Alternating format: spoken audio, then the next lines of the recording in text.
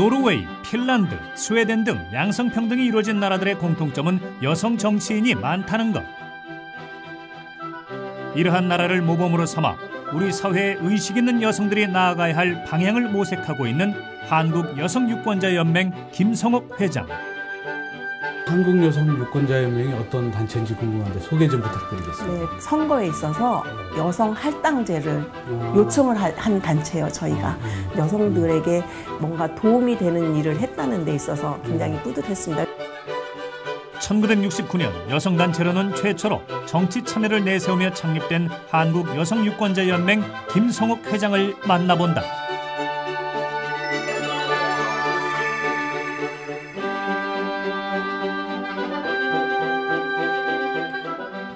안녕하세요. 이재만의 성공스토리 만남 변호사 이재만입니다. 정치 분야를 비롯한 여러 관련 분야에서 여성들의 참여가 증가하고 여성 관련 법과 제도적 권한이 전보다 높아졌지만 양성평등에 대해서는 여전히 개선돼야 될 점이 많습니다. 오늘은 한국여성유권자연맹 김성옥 회장님 나오셨습니다. 안녕하세요. 안녕하세요. 네. 이제만의 성공스토리 만남에 저희 한국여성유권자연맹을 초대해 주셔서 감사합니다. 예, 정말 바쁘신데 이렇게 또 나와주셔서 저희도 감사드립니다. 네. 지금 21세기는 여성들의 정치 참여가 어느 때보다도 중요한 시기입니다. 오늘은 여성들의 정치 참여에 대해서 한국여성유권자연맹 김성옥 회장님과 함께 본격적으로 이야기를 나눠보도록 하겠습니다.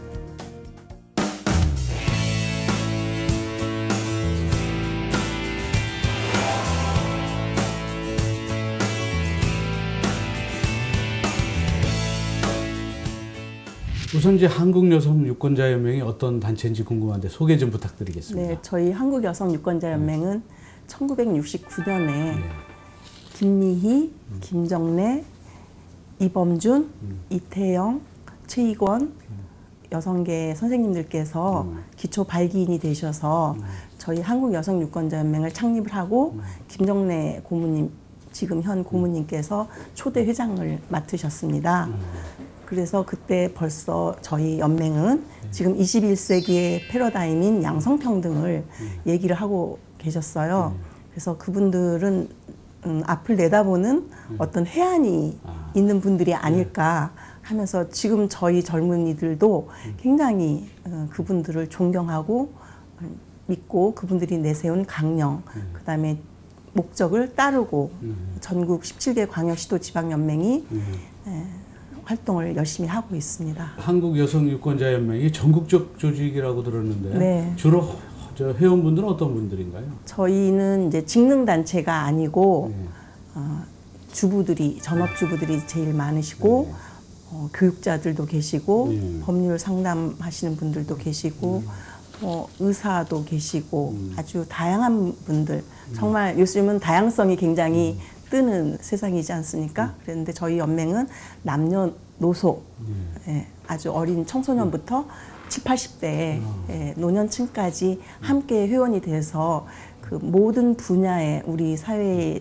있는 문제들에 대해서 의견도 하고 캠페인도 하고 교육도 하고 이제 그렇게 하고 있습니다. 그럼 이제 여성유권자연맹이 출범한 지 40년이 됐다고 하는데 46년이 되었죠. 46년이요? 네. 그렇다면 이제 가장 큰 성과는 무엇이라고 생각하세요? 그게 저희 목적에 있듯이 저희가 1987년도에 그 선거에 있어서 여성 할당제를 요청을 한 단체예요, 저희가. 그 이후에 이제 여러 여성계가 힘을 모아서 계속 정당이나 중앙선거관리위원회나 이런 데에다가 아니면 이제 심지어는 대통령께도 그 선거 때 추천하는 여성 후보들을 이제 많이 이제 추천해달라. 그래서 처음 시작이 10%에서 15%를 이제 건의를 했습니다. 그래서 2000년도에는 이제 비례, 여성 비례에서 이제 30%, 그다음에 뭐 2002년에는 지방자치 선거에서 지역구 공천 30% 공고조항, 2004년에는 비례 50%, 그다음에 지역구 여성 공천 30% 권고조항까지 지금 그렇게 이제 올라와 있습니다. 네. 한국여성유권자연맹은 지난 46년 동안 여성의 정치 참여 확대와 유권자 권익 신장에 선구적인 역할을 해왔다. 여성 지도자들과 많은 여성들의 노력에 힘입어 한국의 여성 정치 분야도 많은 발전을 이루었지만 아직은 가야 할 길이 멀다. 유권자연맹에서 이제 국회 인턴 프로그램도 진행하는 걸 봤는데 그것도 일종의 이제 지도자 그렇죠. 양성일 수 있겠네요. 맞습니다. 예, 저희가 그 창립 당시부터 청년부가 있었었는데 이제 1999년도에 국회 인턴제를 실시하면서 그때부터 이제 남성도 같이 근데 한국 여성 유권자연맹이다 보니까 정회원이 여성인데 청년에 있어서는 남성도 그 국회 인턴에 들어올 수가 있고 남성도 청년연맹에 들어올 수가 있고 청소년도 또 마찬가지로 그래서 의원실에서도 이왕 인턴 하려면 좀 오래 했으면 좋겠다. 뭐 국정감사 때도 일이 많고 해서 그리고 학생들도 그런 국정감사 이런 거를 직접 들어가 보면 굉장히 큰 도움이 돼서 국회 인턴이 지금 많이 지원자가 늘어나고 있고 그리고 해외에 유학 가 있는 학생들 아니면 교포 학생들도 방학 동안에 저희 연맹에 한 4월부터 문을 두드려요. 올해는 국회 인턴을 언제부터 하느냐, 국회 인턴 프로그램을 언제부터 하느냐. 그렇게 해서 해외 학생들이 제법 한 뭐 15% 그렇게 정도 들어와 있고 그 다음에 나중에도 또 그 쓰임이 이게 아주 팩트로 중요한 팩트로 그 자리매김이 돼 있어요. 저희 한국여성유권자연맹에서 국회 인턴십을 거친 학생들이 나중에 커서 이제 그 직업을 선택할 때 그거를 와서 띄워달라고 그래서 가져가요. 해외에 있는 학생들도 스펙이 되는. 예. 그럼 이제 연맹에서 유권자 운동 외에 또 주력하는 운동이 있다면 어떤 것이 있을까요? 이제 저희 연맹이 70년도에 벌써 미국 공보부의 도움을 받아서 공해 문제에 대해서 여성들을 모아서 강연회도 하고 캠페인을 해서 이제 빨래비누 공해를 안 이렇게 빨래비누 만들어서 보급하는 것도 하고 이렇게 여러 가지 환경에 대한 일을 굉장히 일찍 저희 선배님들께서 하셨더라고요. 제가 와보니까. 그래서 저도 이제 연맹 회장이 되면서 에코맘 또는 에코던트, 학생들과 하는 에코던트 그런 프로그램을 가지고 일상생활에서 우리가 이제 시행하기 쉬운 그런 환경 캠페인을 하고 있습니다. 네.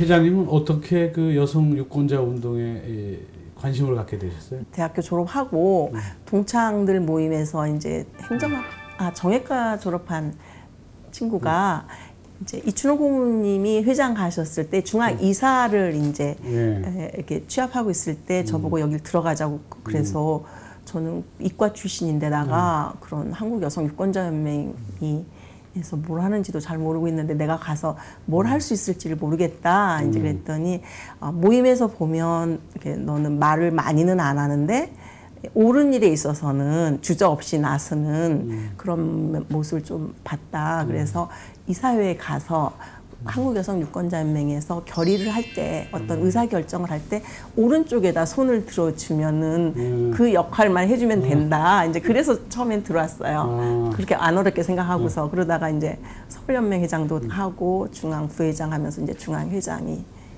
되었죠.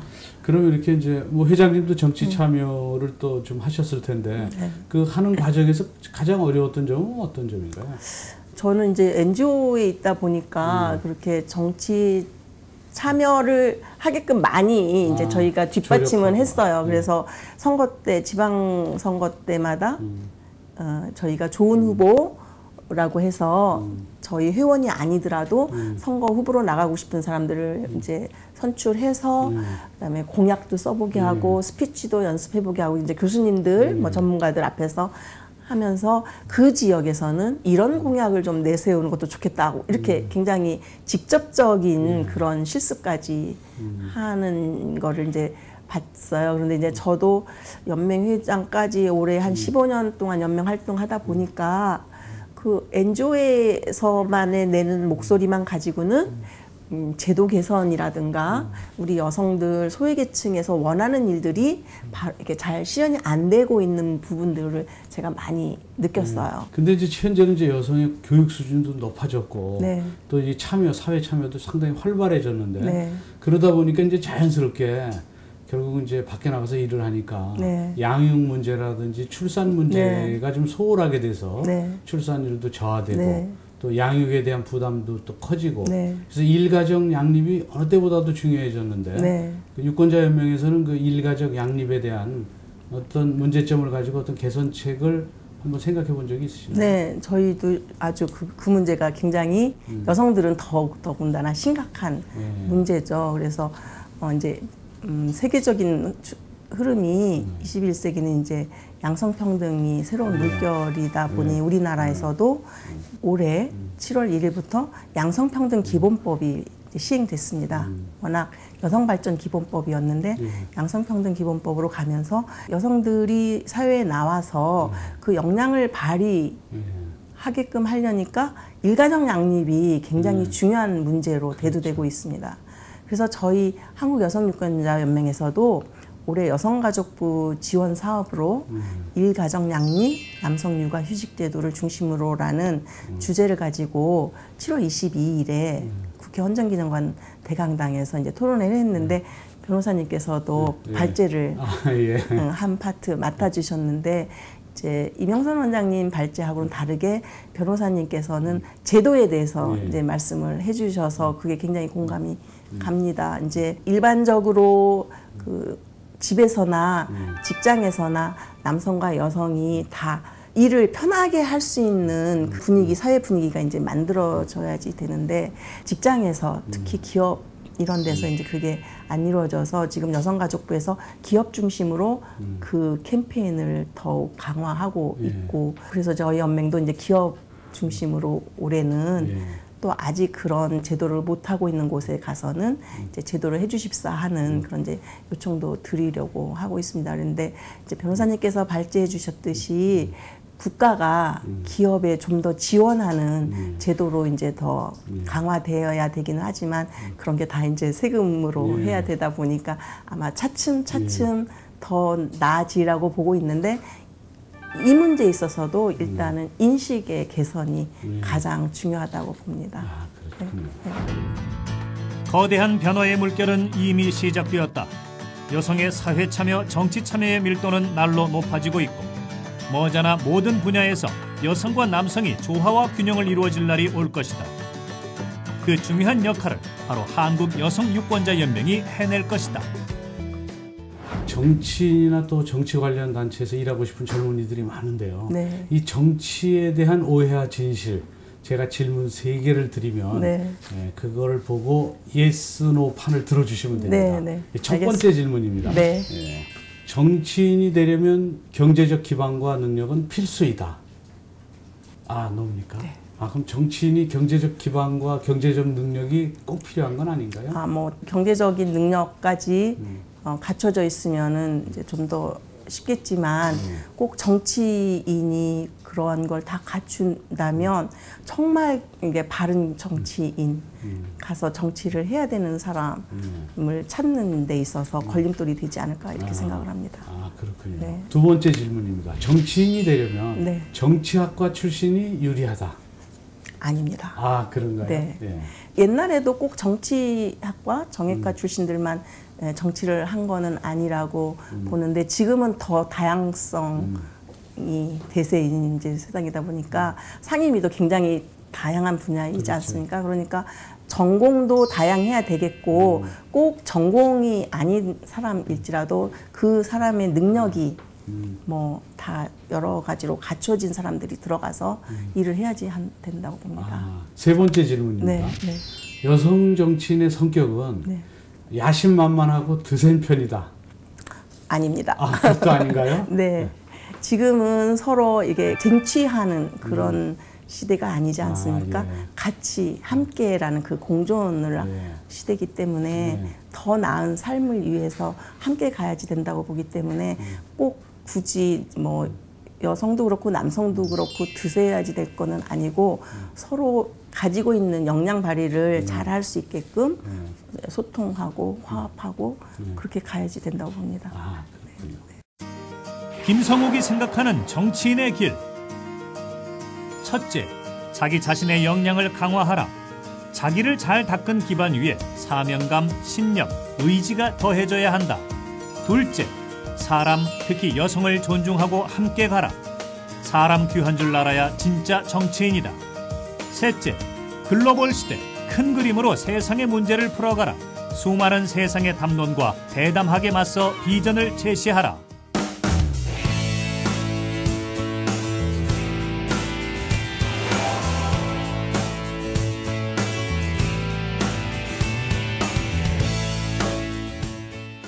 회장님은 그 환경공학 박사시죠? 네. 그럼 환경공학자이신데 어떻게 정치에 관심을 가지게 되셨어요?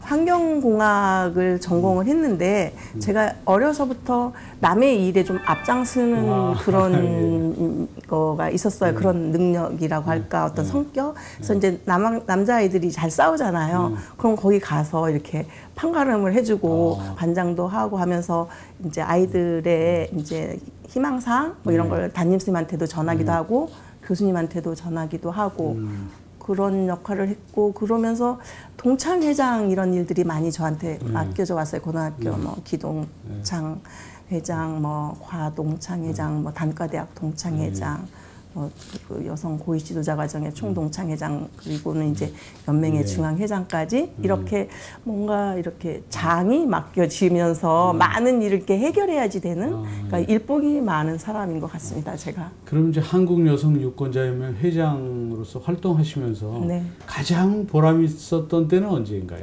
제가 이제 회장 되고 얼마 안 돼서인데 그 저희 나라에서 G20 정상회의 제5차 정상회의를 하게 됐어요. 저희 한국여성유권자연맹에서도 그런 G20 정상회의를 축하하는 의미의 큰 어떤 토론회를 하면 좋지 않을까. 그래서 행정안전부에다가 지원을 냈죠. 기획안을. 그래서 여성 의제를 G20 정상회의에 여성 의제를 다뤄달라는 그런 의미에서 G20와 여성 의제라는 그런 주제를 가지고 대토론회를 했는데 굉장히 크게 국제 행사가 됐습니다. 그 행사가. 그래서 신낙균 국회의원님, 그다음에 정몽준 국회의원님, 그다음에 한국여성유권자연맹이 공동 주최를 했고 미 국무부, 그다음에 외교통상부, 우리나라의 G20 준비위원회, 그리고 행정안전부 뭐 이런 식으로 해서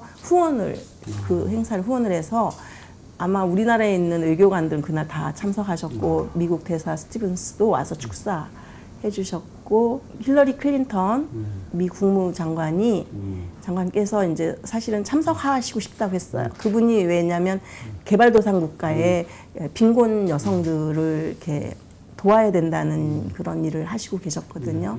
다른 일정 때문에 그 축하 영상 메시지를 보내오셨어요. 그래서 개발도상국의 여성들뿐만 아니라 전 세계의 그 이제 여성들 기업을 하려고 하는 여성이라든가 모든 여성들에게 은행의 문턱을 낮춰줘야 된다. 그럼으로써 여성들이 역량을 발휘해서 그 내 나라 살림도 좋아지고 전 세계에 이제 빈곤이 이제 해결된다는 그런 취지에서 이제 저희가 굉장히 뿌듯했어요. 그렇게 이제 그런 축하 영상 메시지도 받고 정부의 모든 그 중요 기관의 그 장관들께서 오셔서 그 행사를 후원을 해주셨습니다. 그리고 강요 모임에도 저희 단체도 저도 참석해서 평가회의 때 G20 정상회의 평가회의 때 참석했는데 다른 게 아니라 이제 그 세계의 어려운 여성들에게 뭔가 도움이 되는 일을 했다는 데 있어서 굉장히 뿌듯했습니다. 그래서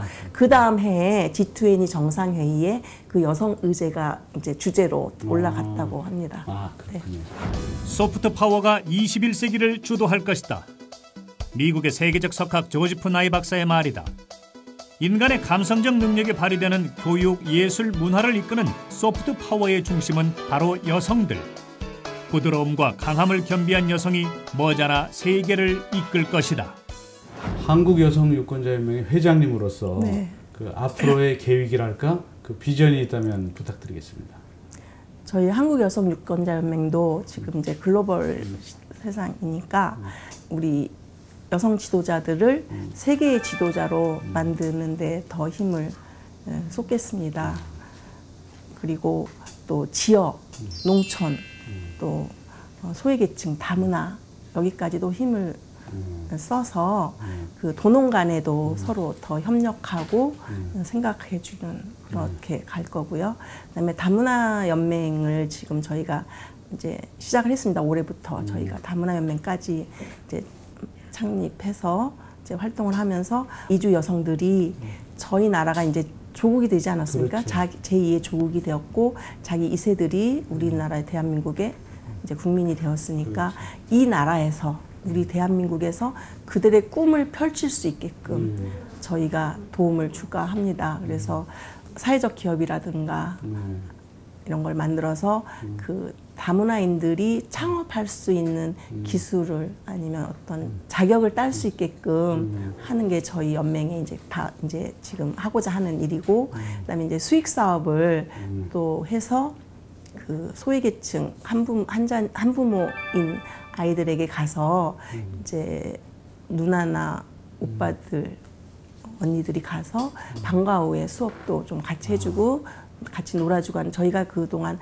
해피바이러스라고 이제 그 청년들이 봉사도 하면서 또 청년들이 NGO를 알 수 있는 그런 프로그램을 했는데 그게 이제 지원금이 많이 들어요. 그런데 이제 그런 거는 정부 지원 사업으로는 안 돼서 저희가 이제 펀드레이징을 해야지 되는데 그것도 쉽지 않아서 수익 사업을 좀 해볼까 하는 계획은 이제 있는데 아직은 지금 추진 단계에 있습니다. 회장님이 평소 갖고 계신 뭐 어떤 좌우명 같은 게 있으신가요? 네, 저는 결혼할 때 친정 부모님께 달라고 한 그 액자가 있습니다. 족자가. 근데 이성상감이라고 정성을 다하면 서로 감동하리라 하는 그 액자가 제 눈에 어려서부터 항상 와닿았어요. 그래서 이제 친정어머니께 여쭤봤더니 그런 뜻이 있는 글이다 해서 이제 그 결혼할 때 그럼 그거 나를 결혼 선물로 하나 엄마한테 주시라고 해서 가져왔는데, 이제 저희 어머니는 신여성이에요. 사실 그 당시에도 외할아버지께서 도산 안창호 선생님이 여성도 여자도 배워야 나라를 지킬 수 있다 해서 이제 저희 어머니도 고등교육도 받고 이제 교육자로 계셔서 저에게 이과로 가게끔 하셨어요. 이과로 진학을 하게는 했지만 가족의 소중함을 굉장히 항상 강조하셔가지고 이제 맏며느리로 들어갔을 때 가족들의 건강이라든가 가족들의 집에서의 즐거움을 위해서 저녁 밥상을 너가 항상 메뉴를 짜서 저녁 준비를 항상 해야 된다는 그런 얘기를 해주셨습니다. 그래서 그걸 항상 이제 마음에 담고 시집 식구들하고 화목하게 이제 잘 지냈고요. 그래서 모든 사람에게 저는 제가 최선을 다합니다. 일단 만남이 이루어지면 제가 할 수 있는 한은 정성을 다 하면 그거를 한 번 만남에도 알아주시는 분이 있고 또 이제 여러 번 반복되면서 그거를 언젠가 저한테 이렇게 얘기해 주시는 분이 있고, 그래서 이러한 말이 왜 이렇게 표구돼서 집안에다 걸어놓고 받는지 그게 이제 이해가 됐습니다. 네, 네.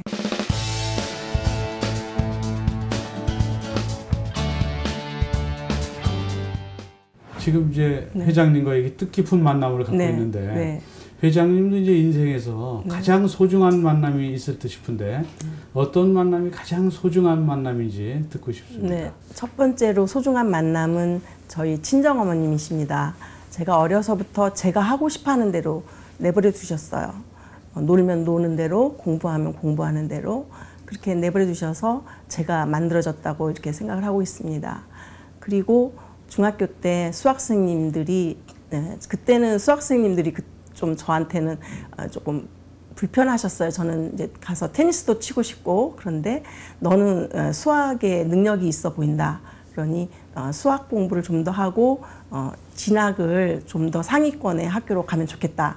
이렇게 이끌어 주셔서 그때는 조금 불편하신 분이었는데 지금 생각하니까 그분들이 계셔서 내가 환경공학도 공부할 수 있었다고 생각을 합니다. 그래서 지금은 이제 돌아가셨거나 이제 어디 계신지 사실 안부도 못 묻고 살고 있는데 정말 감사한 분들이라고 생각하고 있고, 그리고 김옥길 총장님께서 사람이 살아가는 데 있어서 약속이라는 것이 굉장히 중요한 일이라고 말씀을 해주셨습니다. 그래서 저도 약속을 하면 그 약속을 지키려고 노력하면서 살고 있습니다.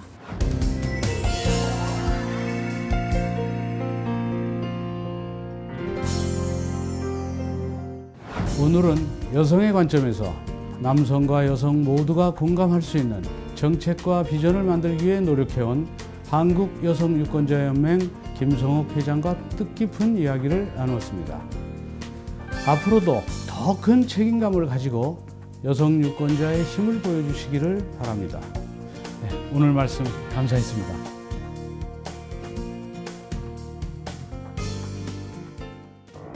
여성이 먼저 실천을 통해 변화를 이끌기 위해서는 여성의 정치 참여가 매우 중요합니다. 21세기에 들어서는 여성의 정치 참여 비율이 높을수록 사회 발전과 국가 발전이 촉진된다고 합니다. 한국여성유권자연맹의 김성옥 회장에게 거는 기대가 큰 것은 바로 이 때문입니다. 성공 스토리 만남 오늘은 여기까지입니다. 저는 다음 시간에 다시 찾아뵙겠습니다.